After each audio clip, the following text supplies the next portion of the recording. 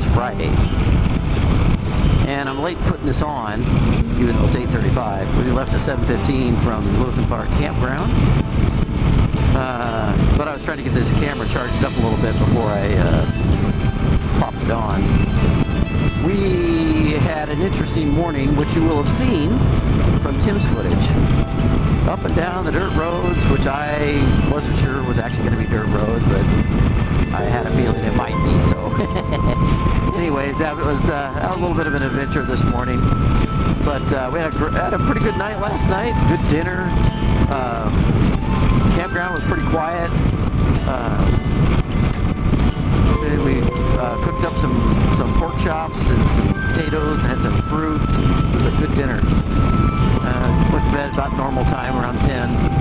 And both of us just got up extra early this morning, so we were literally out of camp, driving out of camp at 7:15.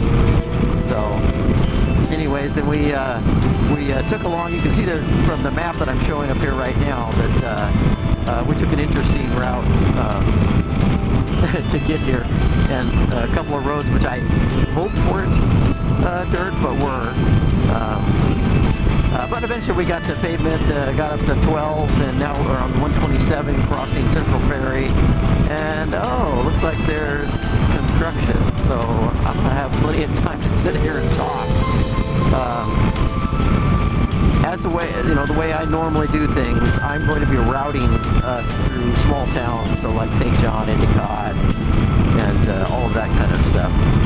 So to stay off the main roads. Otherwise, we'd be home in 2 hours, or hour and a half practically from here. After that intro, you're probably wondering about the dirt roads that we rode on. Well, as you can see, they're not really that bad. The first one shows as Hartsock Grade Road on Google Maps and is nice and smooth, but kind of steep. I'd probably feel a bit different if it was raining. Then they'd be really slick. But as it wasn't a big deal. The next road after a short jaunt on Toucannon was Blind Grade Road, and that one was drier, uphill, and a bit more washboardy. Still, we both been on worse, so it wasn't really a problem. Harvest is in full swing here. There's grain trucks like this one coming up. This is just going to be another grain truck hauling grain to Central Ferry, which is where most of the grain in this area goes for shipment down, downstream, down the Snake, and then eventually to the Columbia and so on and so forth. Past a bunch of farms that are where the combines are running, or earlier this morning, crews were getting ready, getting the combines greased up, and the trucks all in place. So I kind of missed that a little bit. I did that during college for the Wilcox family, a couple seasons in Cheney, and then one harvest season in Waverly for father and uncle of a gal that I used to work with at the spaghetti factory. There's another grain truck. There was a period of time where I really wanted to be a farmer. I like the lifestyle. I like the honesty of the work, so to speak. It's hard work. I mean, and certainly the motorcycle trips and things that I do would not be happening if I was a farmer, because that's when you're busy. It's this kind of season, because you're either planting, you're spraying, you're preparing for harvest, getting combines and trucks and everything ready. But also, it's a direction that God just gave me. This is not where He had me going. So we're definitely taking an adventure right now, because the route that I had originally popped into the GPS showed us a couple turns back on a dirt road. I am just not going to do dirt roads anymore today. So I don't even know what road I'm on, but it's paved, so I'm on it. And we're heading east, which is still basically the right direction. So I'm going to keep kind of going here. The GPS is eventually going to try and look at that stack of corn. That's interesting. Pretty decent stand of corn too. Probably feed corn, not necessarily sweet corn for eating. Anyways, sorry, a little sidetrack there. So I'm just going to kind of come up here. The GPS is going to try and take me north at some point to try and reconnect with my route. But I have no idea.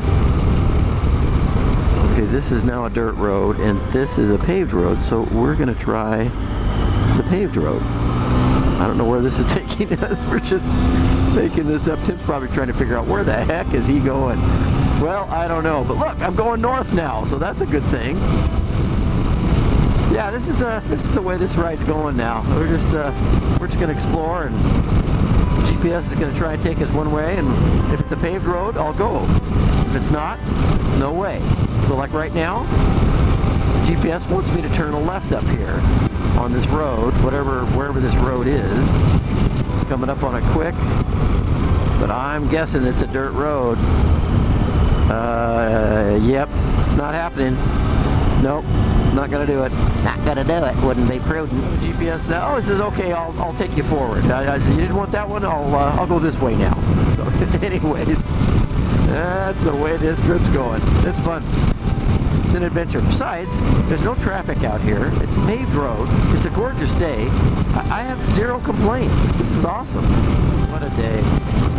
Better than working by a long shot. Not that I hate my job. I like my job. But I'm on the bike. I mean, shoot, that's awesome. I think I know where we are. I think we passed John and Donna Morgan's place a while back. This is going to take us to Steptoe if I come up here and turn right. And if that's the case, I'm just going to bypass the thing. We're going to go onto the old 27 and just go home that way. I'm not going to try and fight and go back to the other way. Actually, I think I'll stop and talk to Tim, see what he wants to try and do. Okay, we've decided, since it's paved, and this is the road to Endicott, we're going to take it. It will eventually catch up to my route, which I know is paved from there because I've taken that road before. And that'll take us through, I think it's St. John first, and then Endicott. I forget. Well, we took a little bit of a break in Endicott, which we finally got back to. So I'm back on the actual scheduled route now. We are on our way to St. John. This is the St. John Endicott Road. Kind of runs through the draws here and past a few farms. And it's a nice road, and nobody's ever on it, so it should be nice and smooth. I think back on the trip, you know, I started a week ago tomorrow's Saturday, and rode up to Tim's and tried to do a bunch of different types of filming, and we did some different things up there on Highway 20. Went through Winthrop and spent the night on the way up the mountains. Across the mountains and down into through town, all the different towns, Cedar Woolley, Concrete, etc. And made it to Whidbey Island, Deception Pass, Fort Casey, and then took the ferry across to Fort Townsend. That was awesome. It's just, I always like taking the ferries, I guess, because it's not something we do on a regular basis around here on the east side of the state. And then from there, we took the highway, basically took 101 all the way across. Thought about going to Solduck Hot Springs, but it was both expensive and full. So ended up going at, I think it was Fairholme, was the campground, and it was a great campground. They were a little crowded, just like it was at Winthrop, but we found a place and then made our way to Cape Flattery, and that was cool. You know, there was not as much there as I kind of was expecting, but it was still really cool to get to the far northwest corner of the state. And then down 101 to my sister's place, and then from Kathy's the next day we went down to Cape Disappointment, fiddled around there a little while, made our way up, stopped at Fort Columbia, and then the Covered Bridge, which was really cool. I really liked that. made our way up toward Mount St. Helens, spent the night at the KOA there at Longview, and up to the next morning to Mount St. Helens, down to the Trout Lake, right, we stopped at Trout Lake and spent the night there. And then the next day we went to over toward Goldendale so we could drop down the Klickitat Road, and from there along 14, which I gotta tell you, 14 was pretty boring. I mean, I'm glad we did it just for the sake of doing it, but that's probably enough for me. Like, it was not that exciting. I mean, it was nice to stop at the Berry Hill War Memorial, the Stonehenge replica, but you know, that road just wasn't that much fun.